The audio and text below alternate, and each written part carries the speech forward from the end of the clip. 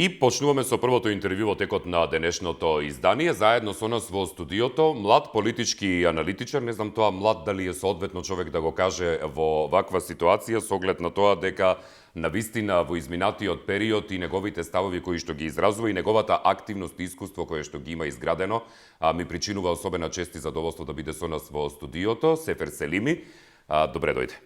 Здраво, фала за поканата. Како си? Добар, со оглед на цела ситуација и напорните последни неколку месеци, добро е. Пред да почнеме да завлегуваме подетално, морам да прашам еден краток твој, може на ти, не Може слободно, секако. еден краток осврт да ни дадеш за вчерашниот ден, па потоа ќе почнеме да копаме подлабоко. Не знам, мислам дека вчерашниот ден беше само кулминација на целата ситуација која се одвива веќе подолго време во нашата земја.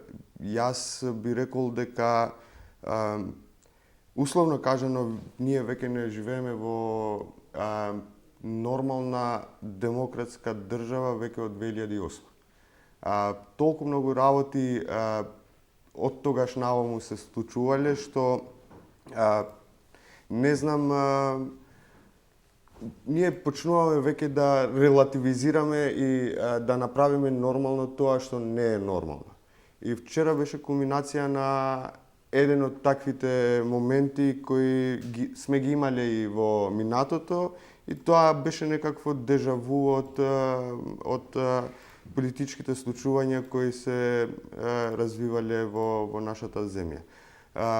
За мене вчера беше баш тоа, би се изненадувал ако немаме изненадување, и на висина имавме изненадување и тоа беше непријатно изненадување. Прво со многу како да кажем, многу беше непријатно чувството да снема еден пратеник одеднаш. Да, за кој што неговата партија го пријави за исчезнат и се тврди дека е киднапиран. Значи, тоа беше најдраматичниот момент на целиот тој театар вчера што се случуваше. И се уште не знаеме каде се наоѓа и дали навистина е добар и кога ќе се појавува, да ги разјасни сите овие ситуации. Знаете, зборуваме за еден представник на граѓаните. Еден човек кој има имунитет. Еден човек кој би требало без страф и без закани и непречено да ги искажува своите ставови и своите одлуки да ги взема според неговите убедувања. Тоа е многу лоша порака првин кон граѓаните и кон сите други чинители во нашето општество. Ако тој не може слободно да се изрази и да ги брани своите ставови, што можеме да очекуваме од другите граѓани во нашата земја? Тоа е прво. Второ, имаме многу проблем со политичката конзистентност. Значи, ја не можам да најдам една политичка партија или еден политички представник кој е конзистентен во неговите ставови и во неговите вредности. Значи, такви пресвртувања, таква метаморфоза на сите вредности кои ги представуваат или површински или претендираат дека ги представуваат, тоа е разочарувачки за граѓаните и затоа јас мислам дека тоа е една од причините што цело време имаме намалување на број на гласачи во избори. Да, одзивот ни од година во година од избори во избори се понисок, да. И кога вие имате граѓани кои почнуваат да не веруваат во политичка партија, тогаш нормално дека тоа ќе се пресликува и во недоверба во државни институции. А недовербата во државните институции е најголем непријател и го подкопува демократскиот систем на владење.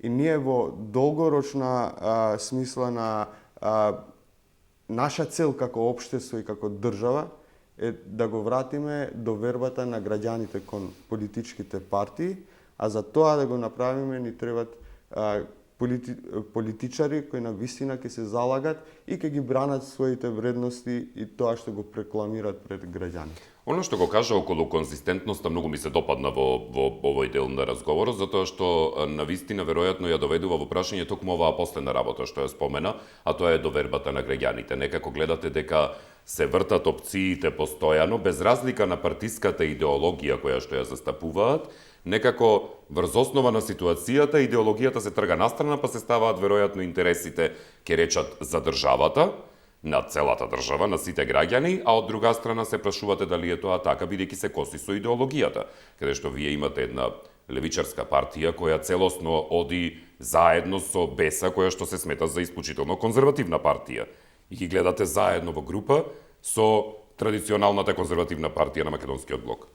Да, затоа викам имавме една метаморфоза на вредности. Значи, видете, тој список со подписи за гласање за иницијатива за недоверба на владата беше таков конгломерат на вредности и на толку контраверзни спротивставени вредности што за мене беше генијално како можеше да доаѓа до тој собир на такви подписи. Значи, која беше таа сила позади таков конгломерат на такви чинители и вредности.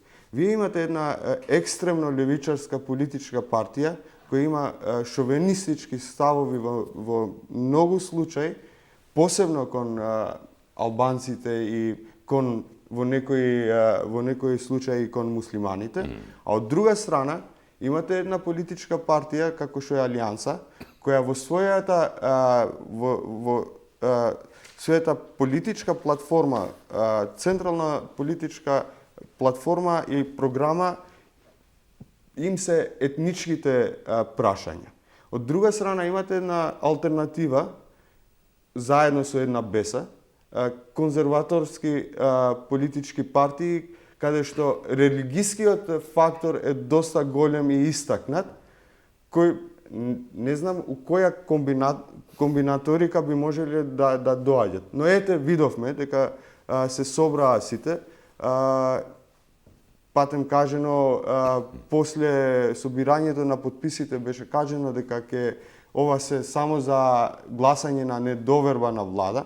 Меѓутоа, тоа отвара прашање после како можете вие да се впуштите во таква авантура, да рушите една влада без првин да имате една алтернатива како ќе го градите идната влада. Во време кога најавено е енергетска криза, веќе втора година сме во пандемија, добро, економската криза кај нас секогаш била присутна, така да не е ништо ново. Мислам дека многу неодговорно и авантуриерски беше целата иницијатива и избрзана и недобро смислена. Интересно исто дополнително што постојано се одеше на онаа тавтологија, на оние изрази кои што велат да падне режимот, да се сруши режимот, нешто што е преземање на мантрата од 2016-та, кога се рушеше режимот на Груевски, па сега истата приказна се тера кон режимот на Заев, но во тој режим Таравариот беше министер, од БЕСА Арјанит Хоџа, кој што еве најавува оставка, е изминатава година министер. Голем дел од нив постојано се некако во приказните, биле коалициски партнери и одеднаш сега дојде во ситуација да го рушат режимот, но албанските партии се чини дека тоа го насочија само кон ДУИ. Заев, како и да не го спомнуваа многу, не се чепкаа до тој степен како што се чепкаа, да речеме, со ДУИ, и одеднаш и мене, она што дополнително како подпрашање ме интересира во ова е дека ДУИ, кои што ја променија целосно својата идеологија, станаа зелени одеднаш, наеднаш се рушени од партии кои што ја го имаат истото застапување како што ДУИ го имаше пред 15 години. Етничките прашања за кои што се смета дека тоа ниво веќе е многу подигнато и дека тоа веќе треба да се нормализира, или пак за религискиот аспект, па да не изборуваме. Добро, Мислам дека не беше исклучен целосно СДСМ и ЗАЕФ од таа слика и тоа е многу исто така контрадикторно поради тоа што само што завршија парламентарните избори во 2020 истите овие партии Алтернатива и Алијанса беа во разговори и тврдеа дека прават напори да градат коалиција со Зоран Заев. И не знам што би можело да се смени во толку брз период, во толку краток период на време, да една политичка партија од потенцијален партнер да станува режим, како прво. Како второ, тоа што и јас мислам, Дуи прво и едноставно, Дуи е предолго во власт. Но се чини дека повторно излезе победник. И Дуи треба уште од пред 10 години да беше во опозиција и тоа би било прездраво првин кон албанското општество и на крајот на денот и за самата партија, бидејќи тоа би подразбирало една политичка катарза во самата политичка партија и регенерирање и отварање пат за нови луѓе со нови идеи, со нови вредности, со нова визија. Меѓутоа, проблемот во албанската опозиција е дека тие целосно и секогаш се фокусираат во Дуи. Нивниот наратив, нивната политичка платформа е доминирано од Дуи. Значи, вие ќе слушате цело време криминалот на Дуи, корупцијата на Дуи, ова на Дуи, тоа на Дуи. И никогаш ние не можеме да разбереме која е визијата на албанската опозиција. И граѓаните не можат. И затоа е лесно, многу полесно е вие да градите кампања и наратив само со спротивставување. Меѓутоа, вие кога критикувате, во суштина треба да давате и дополнителна алтернатива како тоа би било подобро. Тоа им фали на албанските политички партии. И овој избрзен чекор со оваа иницијатива, мислам дека е испуштена историска шанса да албанската опозиција да може да го стави во висок притисок Дуи, посебно после локалните избори, за, не знам, една година, година и пол, после 2 години, во политички надпревар, да може да придобива поголем број на гласови и да ја однеси Дуи во опозиција. И тоа што е многу за мене исто така во овој дел би сакал уште малку да се задржам. Видете, доколку вие во последните парламентарни избори Дуи излезе победник со 15 пратеници. Во последниве локални избори пред месец дена Дуи во своите советнички листи имаше над 105.000 гласови. Значи, речи си негде околу 30-40.000 гласови повеќе од албанската опозиција.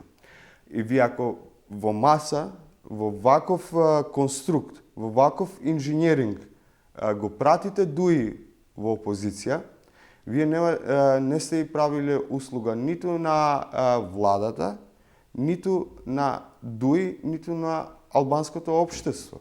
Поради тоа што е потребно е Дуи да излезе во опозиција како губитник, не како победник.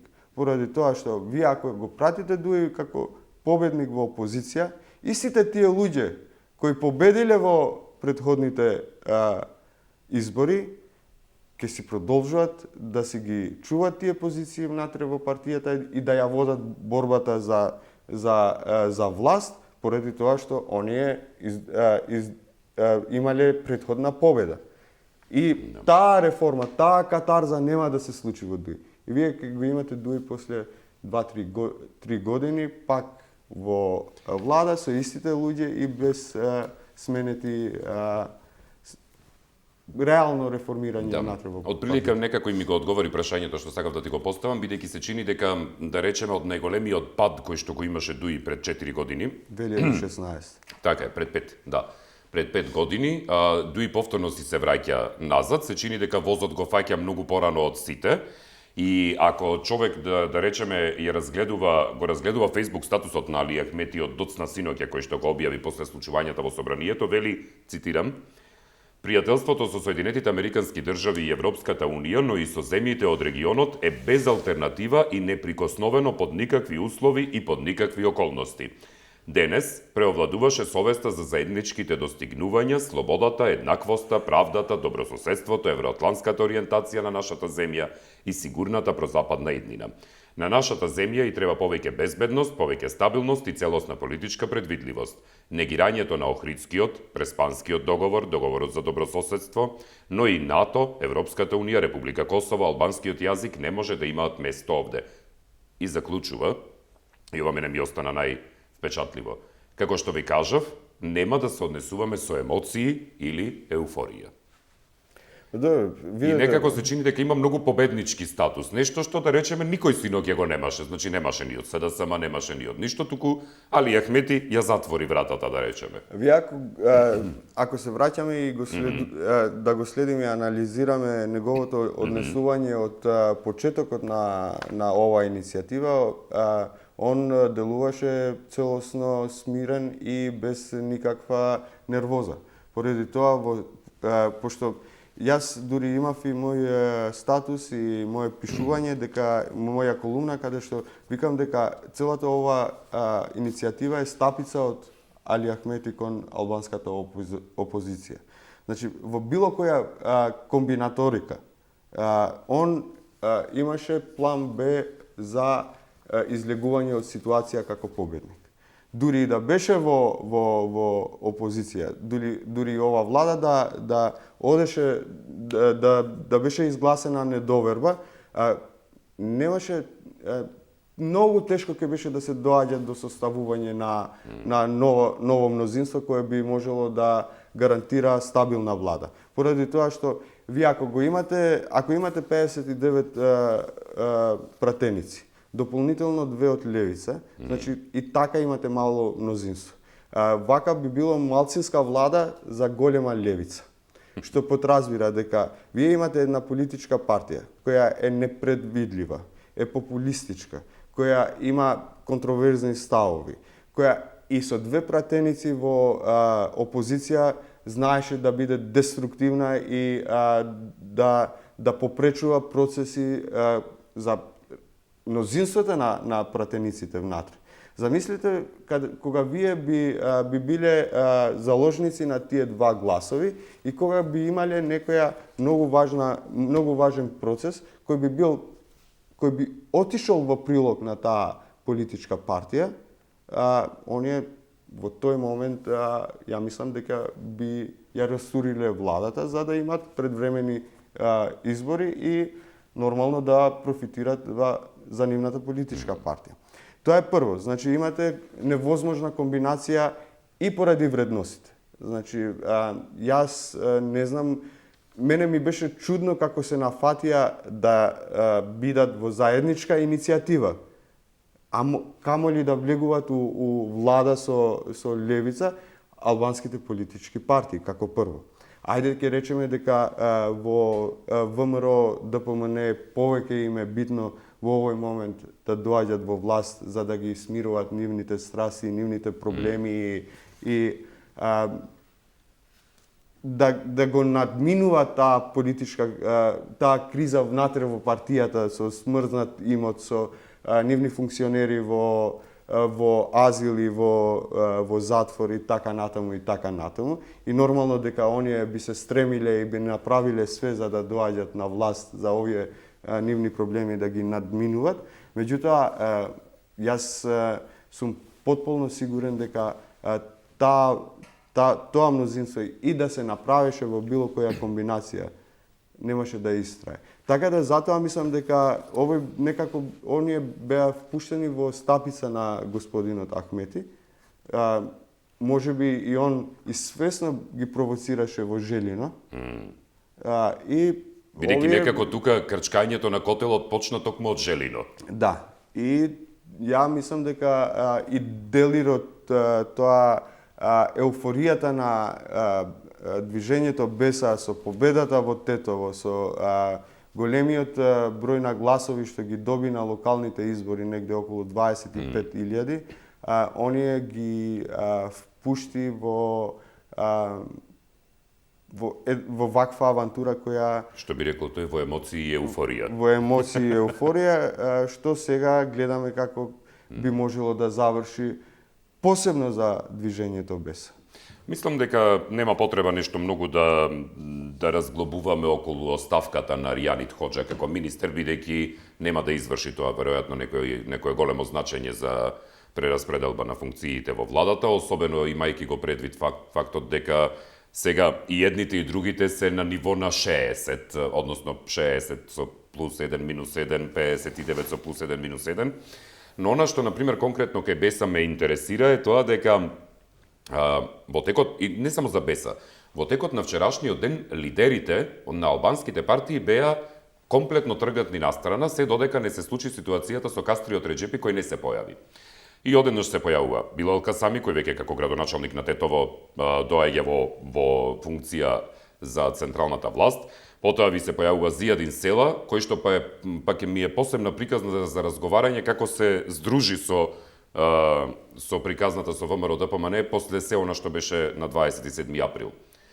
И мислам дека комплетно сега оваа ситуација ги става под знак прашалник и идните процеси кои што ние треба да ги имаме врз основа на собранието како клучен фактор на евроинтегративниот процес. Добро, оставката на министерот Аријанит Хоџа ќе беше доследно да беше доставено во денот кога оние потпишаа за иницијативата за недоверба на влада. Ова не значи ништо веќе и така е безвредно, буквално безвредно. Што се однесува за делот, мислам дека и Билал Касами и Зијадин Села се поставија во стратешко беа поставени во овој процес, каде што оние речиси цело време не се појавија воопшто во јавноста или имаа многу ретки појавувања каде што им даваа поддршка на нивните ајде да кажеме предводници на овој процес, кои беа Арбен Таравари и Аријанит Хоџа со Африм Гаши од Алтернатива. Сега тоа јас да би бил лидер на политичка партија и да би размислувал на стратешки и прагматичен начин. И овој би бил еден вид влог, но многу помал отколку што овој процес да пропадне, а јас да сум начело на тој процес. И ова значи дека овој процес пропадна. Меѓутоа беше предводен од Аријанит Хоџа, не од Билал Касами. Да беше успешен овој процес, Аријанит Хоџа најверојатно ќе беше председател на движењето БЕС. Истово е и со Таравари и Зијадин Села. Сега имаме обратна позиција.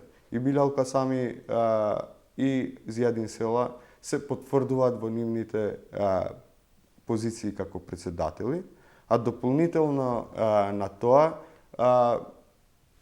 единствениот што губи во овој случај, така прагматично кажано, е Аријанит Хоџа, пошто он веќе нема да биде министр. Таравари ќе продолжува да биде градоначалник на општина Гостивар, а Билал Касами ќе биде председател на општина Тетово, Зијадин Села пратеник и дополнително председател на Алијансата, така да најголемиот губитник во целата ова комбинаторика е Аријанит Хоџа. Од друга страна, исто така сакам да напоменувам дека и лидерот на ВМРО ДПМН некако стратешки се повлече од целиот овој процес во последните денови, кога не беше јасно дали има 61 или нема 61. И целата, или да кажеме, фронталниот дел на иницијативата го впушти во рацете на албанските политички партии и вордингот на крај се смени од борба против криминал и корупција, се сврти кон дуи во опозиција. Кога зборуваме, само тој дел уште да сакав да го искоментирам, и јако мислам дека веќе е доста искоментиран во јавноста и затоа кратко, спојувањето на Зијадин Села со ВМРО ДПМНЕ.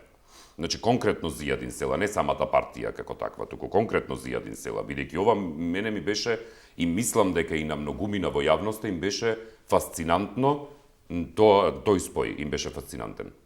Ја мислам дека тој во неколку наврати дал доста добри објаснувања, но тука ми фали еден многу голем момент. Кога Зијадин Села вика дека јас го надминувам себе си и моите емоции и се друго поврзано што е со мене и со тој случај за доброто на државата, ми фали делот каде што ВМРО влегува во оваа слика. И едно ВМРО кое се уште се нема јавно извинето за настаните на 27 април.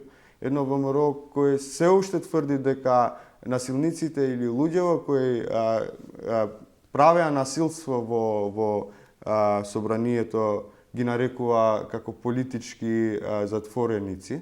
Едно ВМРО кој се уште верува дека не е дистанцирано од политиките на Никола Груевски. И тоа ми е проблематично. Не е тоа, значи тоа е за поздравување дека Зијадин Села може да се воздигне над себе си и да заборави на тоа што се случило. Што правиме со ВМРО ДПМНЕ? Тоа е проблемот.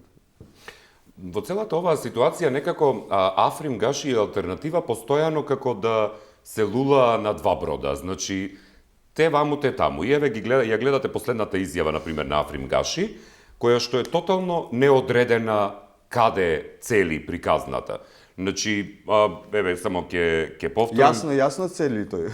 Да, јасно цели. Оди вели, за да биде алтернатива дел од некоја влада, ќе треба да разговараме во партијата, но морам да напоменам, нема влада со партии кои немаат јасна цел.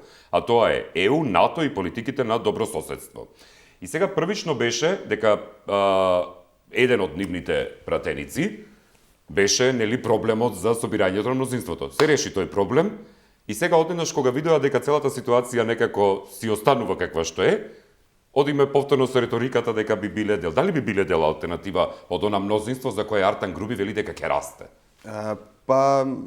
Сите очекувања се дека ќе биде дел. И ако го следите од моментот кога оние излегува во прес после тој настанат проблем, ајде да кажеме, со нивниот пратеник Скендер Реджепи, оние веќе почна нов дискурс за оддалечување од коалицијата со Алијанса за албанците. И цело време беше напоменато ние со нашите четири пратеници, ние како алтернатива, ние со овие четири пратеници, нашата политичка партија веќе не зборува или не се поврзува толку многу со ајде да кажам со уште нивната коалиција, пошто се уште оние тврдат дека се во коалиција, но секако гледаме дистанцирање. И тоа остава простор најмалку ние да мислиме дека тоа е наредниот чекор на алтернатива, но ќе треба оние сега да го спакуваат или да го продават кај нивните членови и поддржувачи, и тука би било најпроблематично зашто ќе влегуваат во влада со ДУИ, поради претходниот наратив кој беше изграден против ДУИ. Но тука влегуваат овие другиве... Мислам дека наративите веќе не се проблем кај нас во оваа држава. Тоа некако ни стана нормално, за жал. Политичката конзистенција која ја немаме... Со која што почнавме да разговараме, да. Кастриот Реджепи веројатно се уште ќе биде тема на разговор во овие денови, со оглед на тоа дека одеднаш во текот на целиот ден нели одеше приказната за киднапирање, па нека се јави со глас и со лик, па потоа се појавува со видеопорака каде што очигледно е дека на моменти чита она што го кажува кон јавноста, каде посочи, цитирам, вели, на вистинската страна, на страната на албанскиот народ и на страната на сите граѓани во Северна Македонија кои сакаат мир, стабилност и демократија, но посочи дека има ризици по него и по неговото семејство, поради кои што не се појавува во јавноста. Веројатно и ќе биде исклучен од партијата или Иако Или многу ќе ја напушти коинцидентна самиот. или ќе ја напушти самиот, иако е подпредседател ми се чини на БЕСА. И коинцидентно беше изјавата, коинцидентна беше на Груби кој што кажа дека заедно работеле во холандската амбасада, многу суптилно и индиректно посочувајќи на посетата на холандскиот Марк Руте кај нас. Па ја не би се доврзувал Што е до тоа, многу трачарски во суштина, ама затоа ама многу суптилно беше пуштена таа бубачка, јас повеќе околу тоа. Да, ја не би го поврзувал тоа, значи посетата на Руте е прва посета на холандски амбасадор и јас сум сигурен, не претпоставувам, туку сигурен дека таа посета е планирана најмалку 2-3 месеци. Ама затоа велам многу паметно ја искористија. Коинциденцијата што он беше тука еден ден или ден пред да се случи гласање на недоверба на влада, па ние не знаевме и дали ќе се направи, дали тоа ќе се случи во четврток, самите ние не знаевме дали ќе биде во четврток или во сабота, така да ова мислам дека е мудро искористување на една ситуација од страна на Артан Груби за ајде најмалку што можам да кажам за пиар или некаква поддршка, морална поддршка за чинот на Касриот Реджепи. Јас сепак ја не сакам да се впуштам во никакви шпекулации, никакви дискусии што се однесува до него, додека не го гледаме и он не си образложи како што треба, зошто и како додека и не каде застане пред новинари да ја разјасни самиот целата ситуација. Господинот Касриот Реджепи беше клучен фактор во овој момент. Па веројатно и единствен вчера, да. И единствен, најбитниот фактор за кој обстојува оваа влада.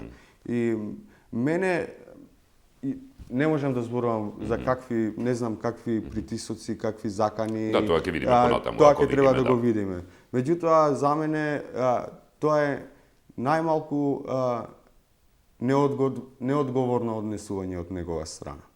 Значи, вие сте преземале обврска кон граѓаните и вашето одлучување по своја волја е загарантирано со устав, како пратеник во собранието. И ние сме имали многу други ситуации. Треба да се подсетиме и на уставните промени. Низ каков притисок и низ какви закани помина сите тие 8 пратеници кои сменаа страна на некој начин. Да, пошто некако повторно ни се случи слична приказна. Да, и доблесно е. Значи, вие ако верувате во вашите ставови, треба тие ставови храбро да излегувате и да ги браните пред граѓаните. Затоа јас не сакам да навлегувам сепак да шпекулирам низ какви се притисоци или закани поминувал и претпоставувам дека ги имал, но не знам како што, но сепак вие сте пратеник, представувате, сте дел од најважниот, еден од најважните институции во државата и ако државата вас не може да ве штити, како ќе не штити мене или тебе, кои искажуваме јавно наши ставови? Реков дека ќе го надминеме времето предвидено за разговор и сега едно последно прашање, веројатно и најкратко за дебатирање, тоа е дека факт е и во едната и во другата ситуација дека веројатно ниту има победници, туку има само губитници на вчерашниот ден, почнувајќи од политичките партии до граѓаните на државата. А дополнително, истовремено е факт дека владата е на многу стаклени нозе. А од друга страна и опозицијата ви е на многу стаклени нозе. Што понатаму очекувате дека би се случувало? Многу е нејасна ситуацијата. Уште повеќе станува и поради најавените дополнителни кризи, енергетската криза. Јас претпоставувам дека барем една година немаме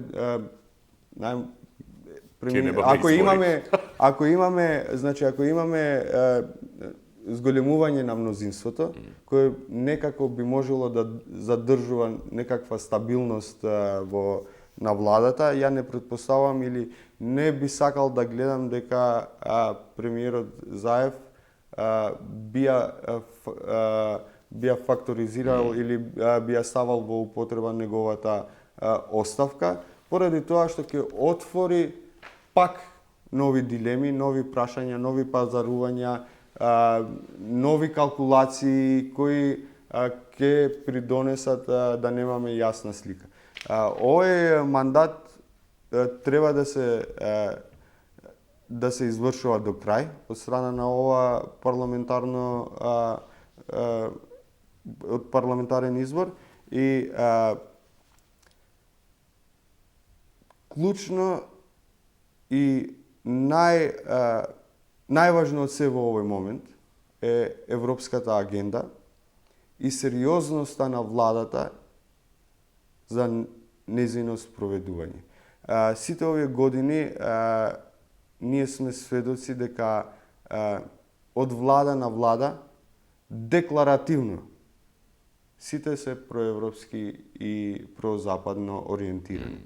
Меѓутоа, кога доаѓа во испорака на тие крупни реформи, не зборувам за, за ставање на европско знаме во јавол, зборувам за крупни реформи кои прво би значиле подобрување на животот на граѓаните во долг рок, поради тоа што во краток рок тие се болни и можат да предизвикуваат турбуленции. Како што е, например, ние не можеме да бегаме од тоа дека 30% од оваа администрација треба да се крати. Но да се крати таа администрација за 30%, тоа подразбира дека треба да имаш јасна политичка волја да го направиш тоа и политичка храброст за да потенцијално изгубиш гласови и поддршка. Ние знаеме дека имаме голем дел од неформална економија која еден ден треба да и се стави крај. Но тоа да се направи треба политичка волја и политичка храброст да се впуштите и да бидете готови да изгубите гласови и на некој начин да го нарушите тој клиентелистички систем на гласови кои сте го градиле и од каде вие добивате моќ за да дојдете на власт. Сефер, многу благодарам за издвоеното време и за тоа што остана малку и подолго со нас и мислам дека не мислам дека сигурно ќе се видиме повторно. Ти благодарам за поканата. Мислам, се надевам за многу полесни работи да дебатираме отколку ова сега, но ќе тоа се видиме. би ми било задоволство секако. Да, и за активностите кои што ги имате и преку секторот во кој што работите, особено во процесот на демократијата, каде ви посакувам успех. Фала.